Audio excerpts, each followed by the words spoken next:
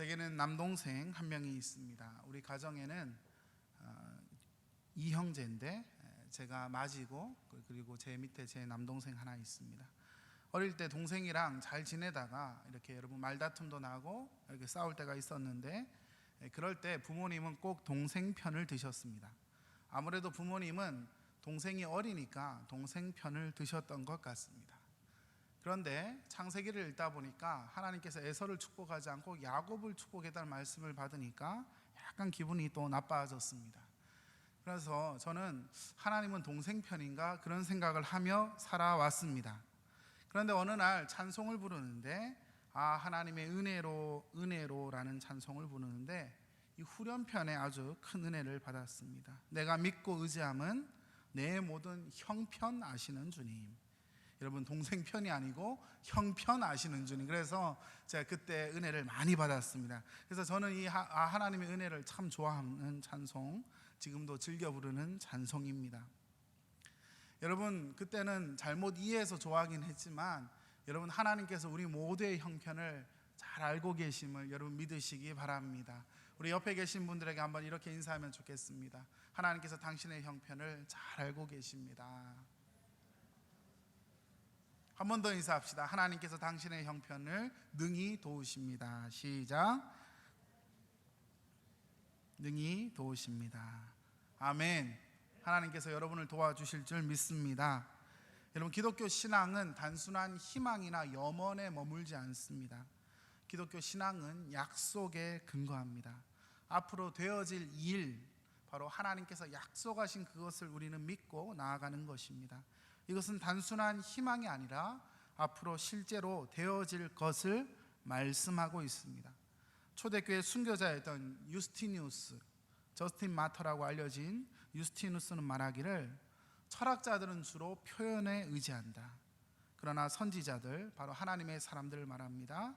선지자들은 자신이 보고 들은 것을 말하는 진리에 대한 증인들이다. 하나님의 말씀은 논쟁으로 깨달아지는 것이 아니라 바로 일어난 일에 대해서 사람들의 증거를 받아들이는 것이다. 그렇게 이야기했습니다. 여러분, 우리가 믿고 있는 기독교 신앙은 단순한 염원이나 희망이나 어떤 지적인 논쟁을 통해 얻어지는 진리가 아니라 분명한 사실에 근거하고 있다는 사실을 우리는 믿어야 할 것입니다. 왕 대신 우리 하나님께서 온 세상을 회복시키는 그날이 있다. 성경은 그렇게 말씀하고 있습니다. 오늘 우리가 읽은 이 성경이 바로 그러한 말씀입니다. 우리가 읽은 말씀은 사도 요한이 환상 중에 본 것을 기록하고 있는 말씀인데, 앞쪽에 12장하고 13장은 여러분 큰 용이 나오고요, 바로 사탄의 머리입니다. 그리고 두 짐승이 나오죠. 13장 1절에 보시면 바다에서 한 짐승이 나왔다. 그리고 여러분 11절에 보면 또 다른 짐승이 어디서 올라옵니까? 땅에서 올라온다. 근데 이 짐승은 누구같이 뿔이 있다? 어린 양같이 뿔이 있다. 바로 용과 짐승들이 다스리는 바로 어두운 세상의 모습들을 보여주고 있습니다. 그 가운데 성도들이 믿음의 인내로 선한 싸움을 할 것을 사도 요한은 강조하다가, 여러분 14장으로 넘어오시면 또 내가 보니 하면서 사도 요한이 보았던 환상을 우리에게 보여주고 있습니다. 그 환상에 보니까 누가 서 있습니까? 어린 양이 서 있습니다. 여기서 어린 양은 우리 주 예수 그리스도, 우리를 위하여 죽임당하신 그 예수 그리스도를 의미하는데, 이 어린 양이 시온산에 섰고 또 그와 함께 14만 4천이 서 있다. 이렇게 말씀합니다. 여러분, 오늘 설교의 제목을 14만 4천으로 잡았습니다. 여러분, 여기서 14만 4천은 누구입니까? 결론부터 말하면 14만 4천은 하나님께서 구원하신 언약의 백성들의 총집합, 바로 하나님의 구원받은 하나님의 자녀들, 바로 교회를 의미합니다. 근데 여러분 14만 4천은 여러분 144 이 숫자를 생각을 해야 되는데요, 특별히 이렇게 이단들은요 이 숫자를 문자적으로 해석을 합니다. 그래서 자기들이 믿는 종파 안에 14만 4천 명이 차면 세상의 마지막이 온다, 이렇게 얘기를 해요.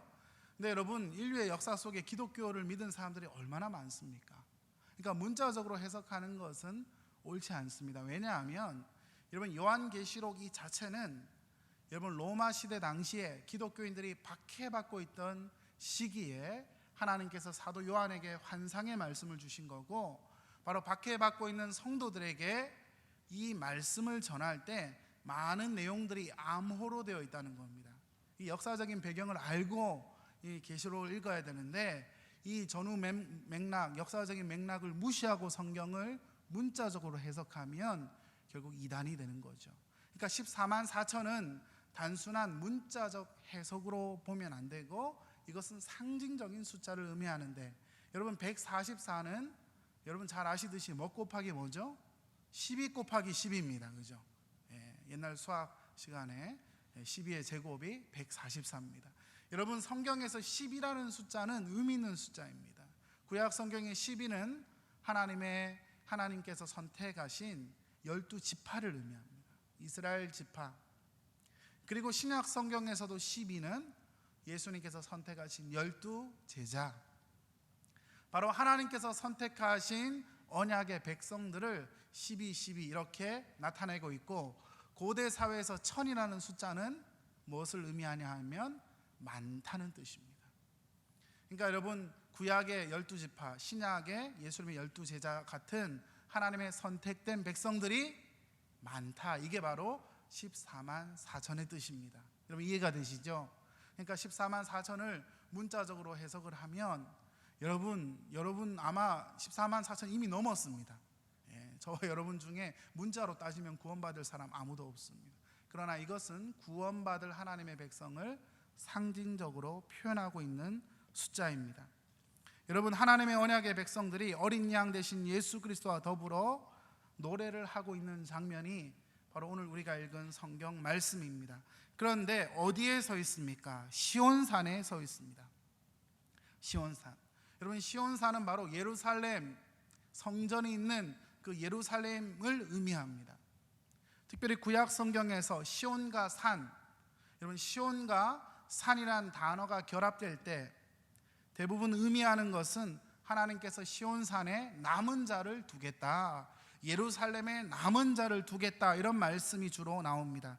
열왕기하 19장 31절에 남은 자는 예루살렘으로부터 나올 것이요 피하는 자는 시온산에서부터 나오리니 여호와의 열심히 이 일을 이루리라 하셨나이다 하니라.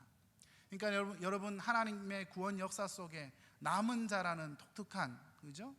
이스라엘 민족이 멸망하고 다 쫓겨나고 하는데도 하나님께서 구원받은 일부의 사람들을 남겨두시는데, 그 사람들이 시온산에 예루살렘에 남겨진다. 구약 성경에서 그렇게 예언했습니다. 그런데 여러분 이스라엘 역사 속에서 이 예루살렘 성 시온산은 철저히 이방인에 의하여 짓밟히게 됩니다. 바벨론 군대가 쳐들어와서 성을 함락하고 성전을 불태우고 성전에 있는 기구들을 다 가져가고 하나님의 영광을 욕되게 했습니다.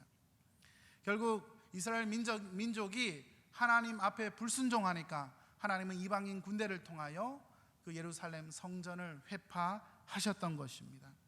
그 후에 하나님은 새로운 성전을 지으시는데, 여러분 제2성전, 나중에 제3성전이 또한 지어집니다.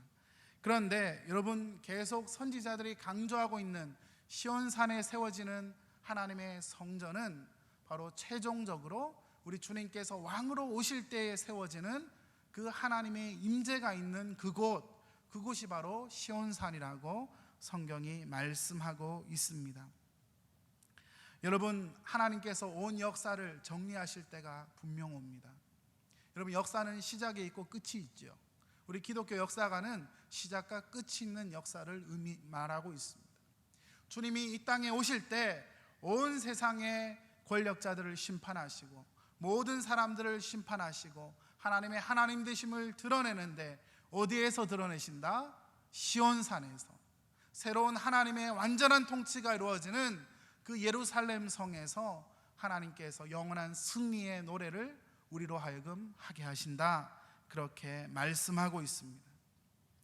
여러분 12장 13장을 읽어가던 독자들은 14장에 이르러 바로 14만 4천 하나님의 언약 백성들이 시온산에서 하나님을 향한 이 아름다운 노래를 부르고 있는 장면을 볼 때 가슴 벅찬 은혜를 누리게 되는 것이죠. 특별히 여러분 3절 말씀에 보니까 이들이 무슨 노래를 불렀습니까? 새 노래를 불렀다. 여러분 구약 성경에서 새 노래는 무엇을 의미합니까? 승리의 찬가를 의미합니다. 요즘 새로 나오는 CCM 가수들이 만드는 새로운 그런 노래가 아니라 하나님께서 우리로 하여금 악의 권세를 밝게 하시고 악의 권세가 완전히 무너지고 나서 새로운 노래를 부르게 된다. 바로 그 노래가 바로 새 노래다. 그렇게 말씀하고 있습니다. 여러분 성도들이 이 땅을 살아가며 초대교회 성도들처럼 우리도 나름대로의 고난과 환난과 자기 나름의 시련이 다 있죠. 특별히 요한계시록은 그 당시에 예수를 믿는다는 이유로 여러분 목숨을 걸어야 했던 시대가 바로 그 시대였습니다.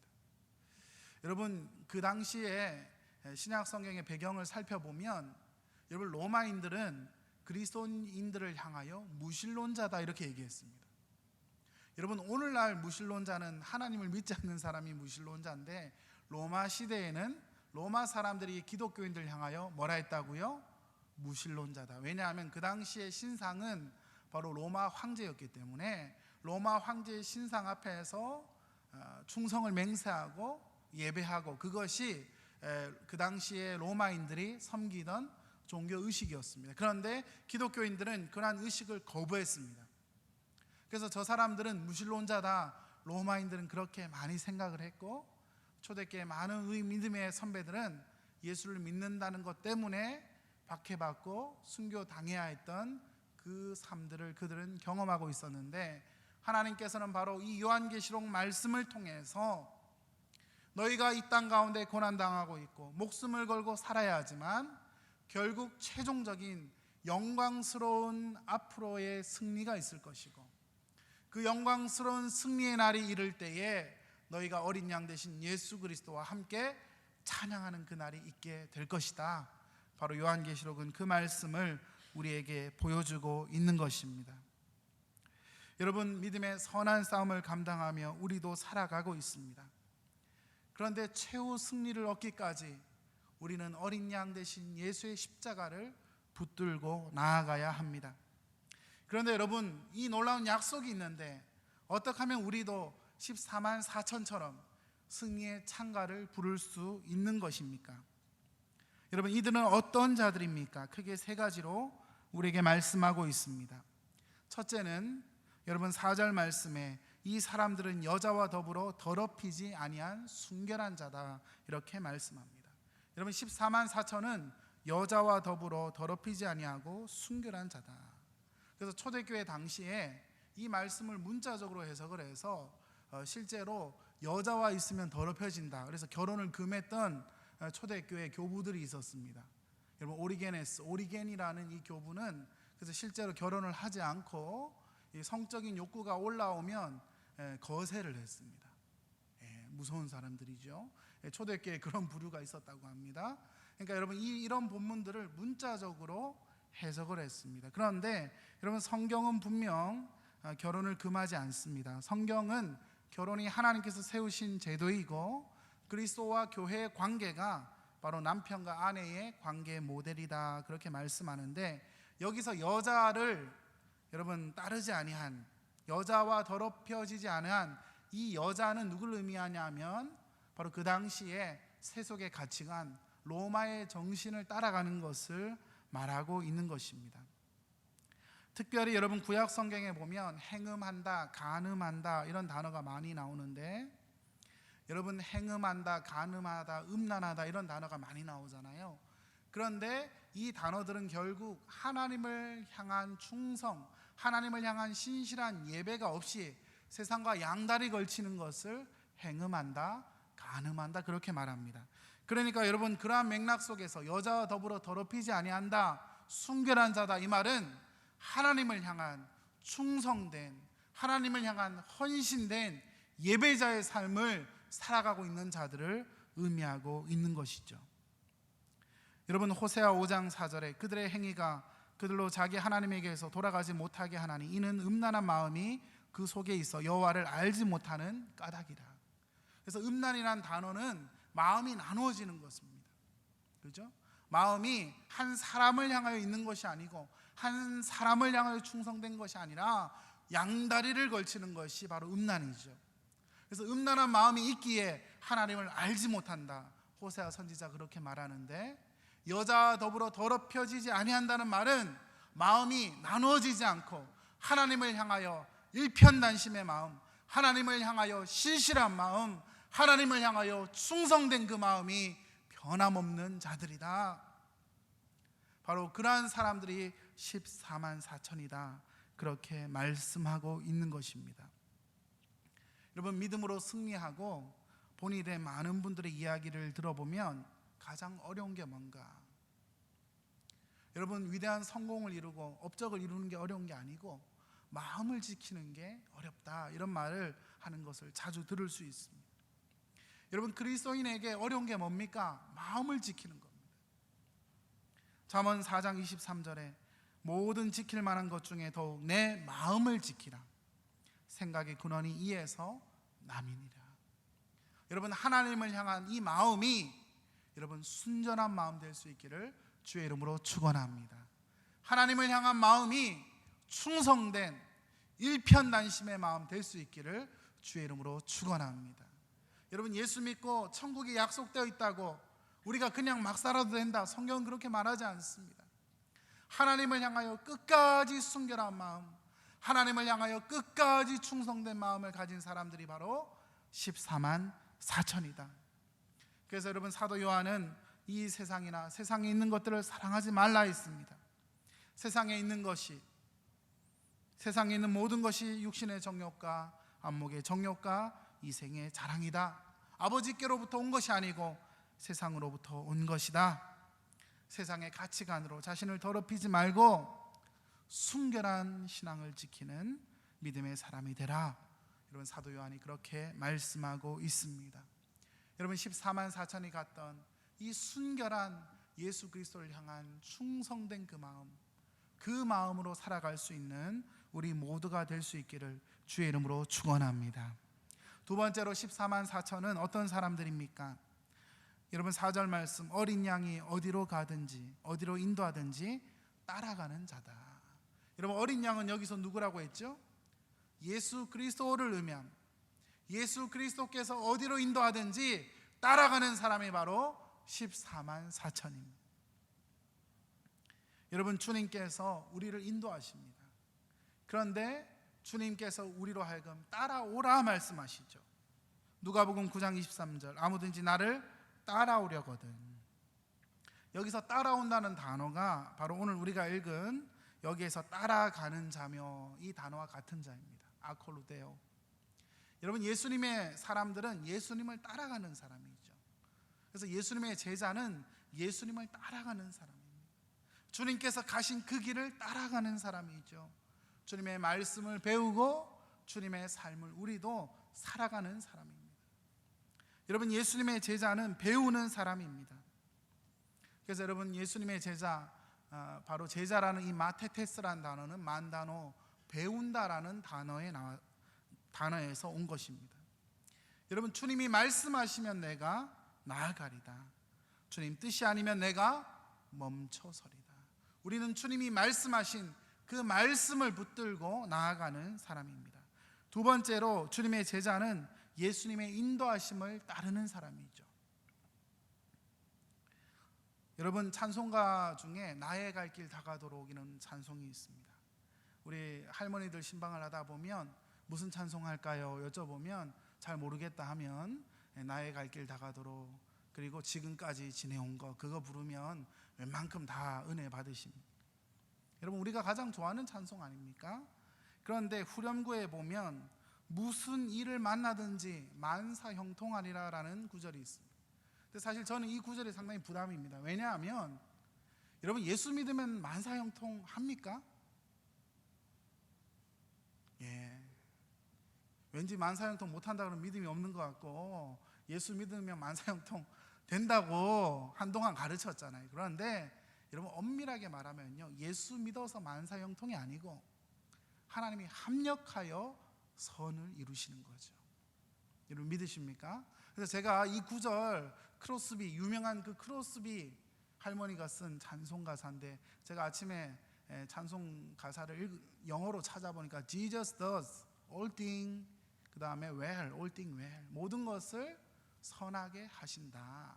여러분, 이게 우리의 모든 삶이 다 잘 된다 이게 아니라 결국 우리의 모든 삶을 선하게 주께서 만들어 가신다, 이런 뜻을 담고 있습니다. 그래서 저는 이 찬송을 부를 때 무슨 일을 만나든지 만사형통하리라, 제가 결혼식 때 이 찬송 불렀거든요. 저는 결혼하면 싸움도 안 할 줄 알았어. 근데 안 그렇더라고요.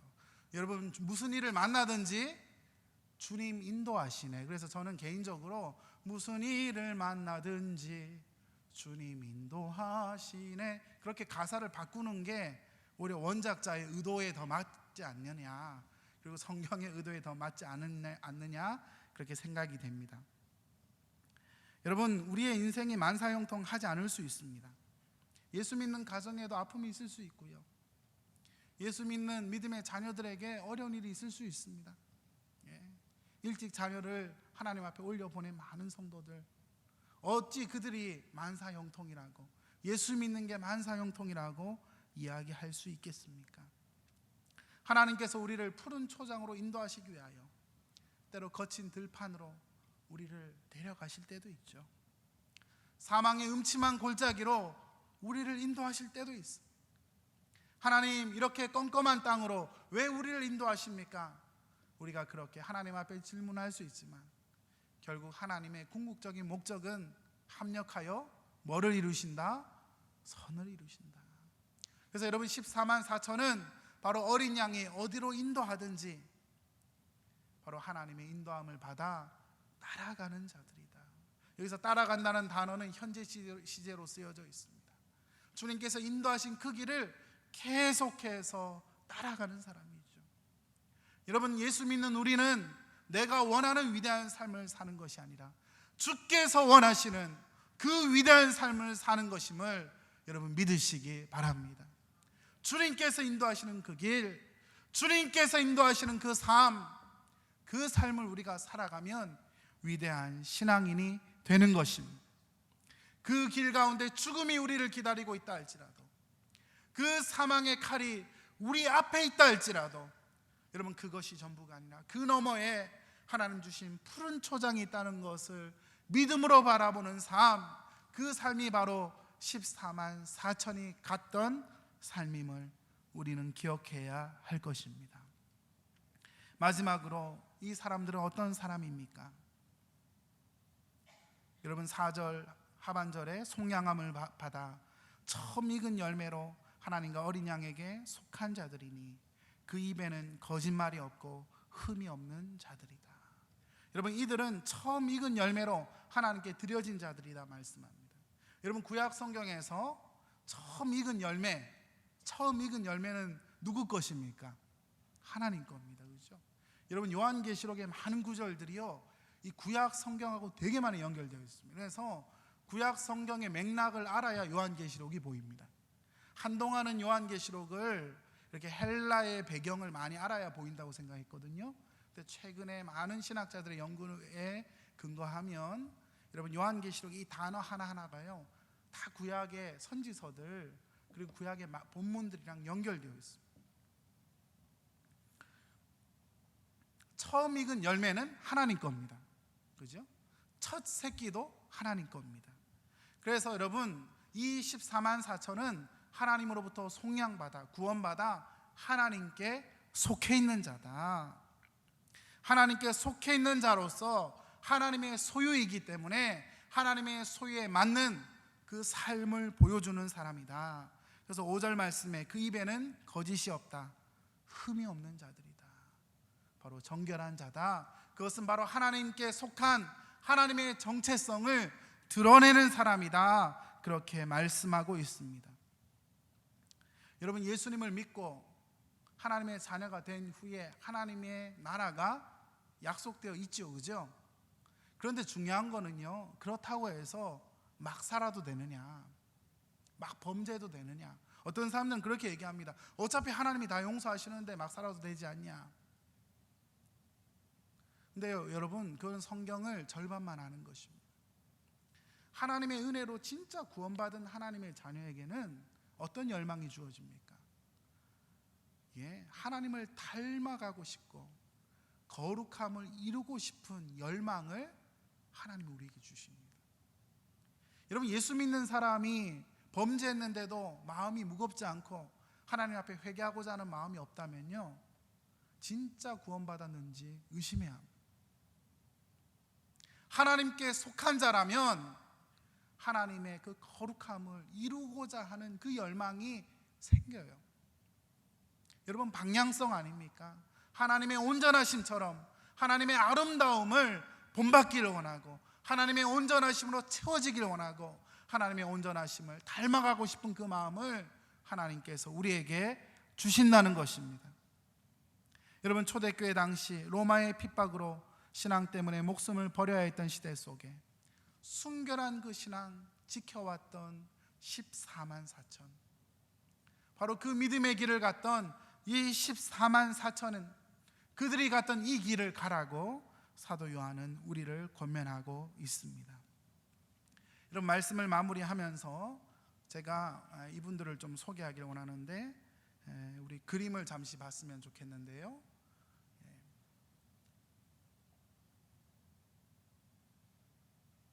준비가 안 된 것 같습니다. 나옵니다. 이분이 누구냐 하면 문중경 전도사님이라는 분입니다. 우리 한국 기독교의 유명한 여성 지도자인데요. 이분이 전도사님으로 복음을 전하고 사셨던 분입니다. 여러분, 목포 가기 전에 오른쪽으로 꺾으면 전라남도 증도라는 섬이 있습니다. 신안군 증도.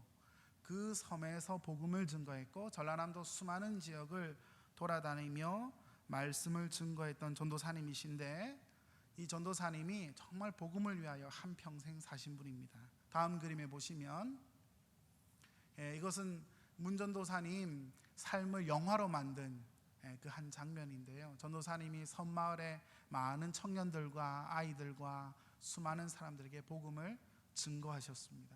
이분이 섬마을에 다니면서 교회를 한 100여 개 정도 개척을 하셨고요. 그리고 이분 밑에서 약 30여 분의 목사님들이 나왔는데, 여러분, 성결교회 총회장 하셨던 이만신 목사님이 이분의 제자고, 그 다음에 CCC의 김중곤 목사님이 이분의 제자고, 또 여러분 한신대학교에 그 상담학 교수였던 정태기 목사님, 내적 치유하시는 정태기 목사님이 바로 이분의 제자입니다. 한국교회의 큰 별들이 바로 이분 밑에서 컸습니다. 다음, 이분이 1950년 10월 3일 여러분 인민군들이 내려와서 기독교인들을 참수할 때 그때 순교하셨습니다. 여기는 증도에 있는 순교자 기념관입니다. 아주 잘 지었죠. 그 다음, 여기가 바로 증도라는 섬인데요, 아주 아름다운 섬입니다. 근데 제가 섬 얘기만 하면 권사님들이 여행을 가자 할까봐 좀 두렵기는 한데, 이런 섬이 있습니다. 여기까지 슬라이드 보겠습니다.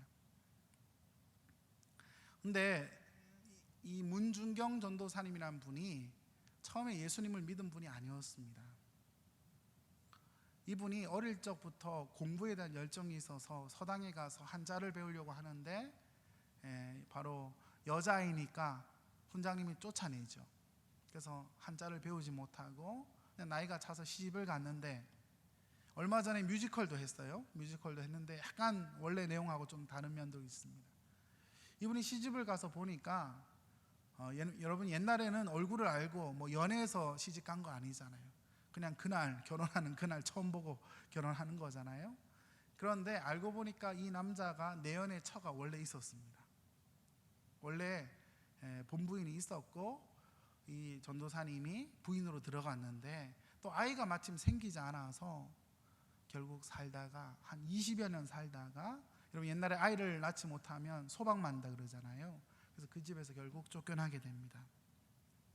이분이 목포에 와서 싹바느질을 하면서 이렇게 살아가고 있는데, 어떤 분이 전도했고, 성결교회 유명한 부흥사였던 이성봉 목사님이 부흥회를 할 때 거기에 와서 은혜를 받은 겁니다. 여러분, 한 남자로부터 버려졌어요. 20여 년 동안 가정을 위하여 정말 헌신적으로 일하고 섬기고 시어른들 봉양했는데 버림을 당했습니다. 아이도 낳지 못했습니다. 마음에 너무나 큰 한이 있었는데 바로 자신을 긍휼히 여겨주시는 예수 그리스도를 부흥회 때 만나고, 여러분 이분 가운데 큰 기쁨이 넘쳐나기 시작했습니다. 하나님의 사랑이 밀려 들어와서 이분이 성경학교에 가서 성경을 공부하고 복음을 들고 선마을을 다니며 전도하기 시작했는데, 그 당시에 상당히 좀 새로운 패러다임의 전도 방식이었는데 북을 치고 이렇게 노래하면서 전도를 하셨다고 합니다. 그래서 여러분 전라도 수많은 섬들을 다니며 복음을 증거하셨습니다. 복음 전도할 때 보따리를 항상 2개를 가지고 갔는데, 하나에는 약품들이 들어있었고 또 한쪽에는 식량과 사탕들을 넣어서 어린아이들에게 복음을 증거했습니다. 여러분 복음을 증거하다가 여러분 섬마을에 미신이 얼마나 심합니까? 수없이 쫓겨나고 두들겨 맞고, 여러분 머리채를 잡힌 적이 한두 번이 아니라고 합니다. 그리고 여러분 똥물도 막 이렇게 끼얹고요, 온갖 수모와 멸시천대 다 당해도 자신을 붙들고 있었던 그 복음의 은혜와 열정이 바로 이분을 붙들기 시작했는데, 여러분 얼마나 이분의 삶이 감동적인지요. 전염병이 돌 때 그 마을에 들어가서 환자들을 돌보며 복음을 증거합니다. 그리고 아픈 사람 위해서 여러분 병간호를 하며 복음을 증거했어요. 복음 증거하다가 여러분 이제 아이 낳기 일보 직전에 어떤 한 여성이 막 배가 아프기 시작한데, 그래서 이분이 전도하다가 아이를 7명이나 받았다고 합니다.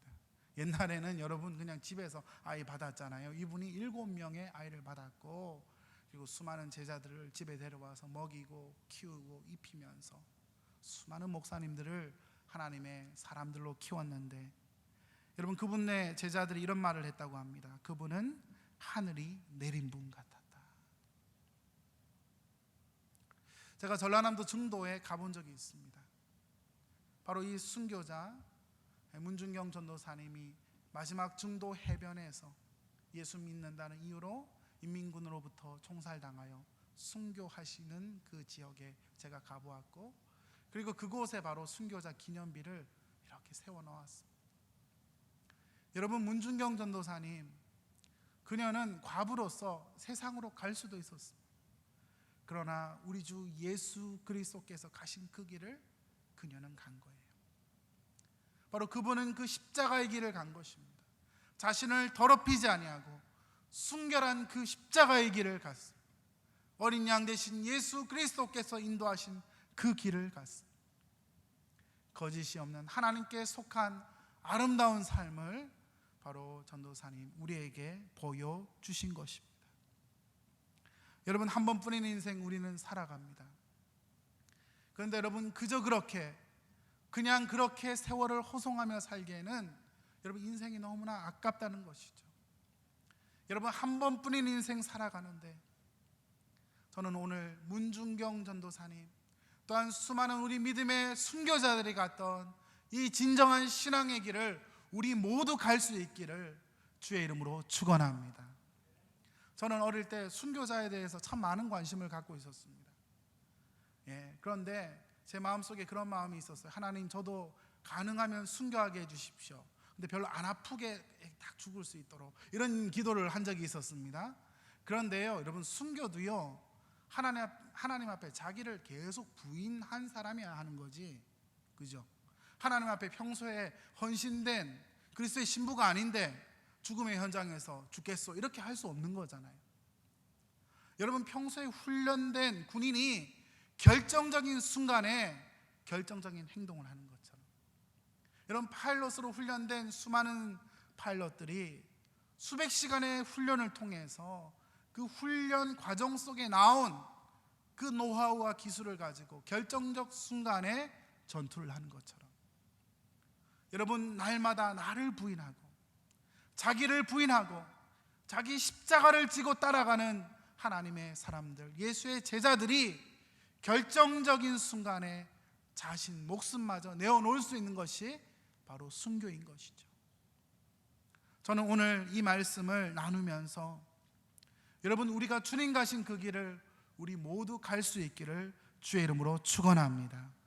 여러분 자신을 더럽히지 아니하고 주님께서 인도하신 그 길을 계속 따라가며 또한 거짓이 없고 흠이 없는 그리스도의 순결한 신부가 되어서 여러분 주님이 땅에 오셔서 영광의 왕으로 찬양과 영광과 높임을 받으시는 그때에 14만 4천 우리 믿음의 성도들과 더불어 이 영광스러운 승리의 찬가, 영광스러운 새 노래를 주께 올려드려서 주님 앞에 큰 기쁨이 될 수 있는 우리 모두 될 수 있기를 주의 이름으로 축원합니다.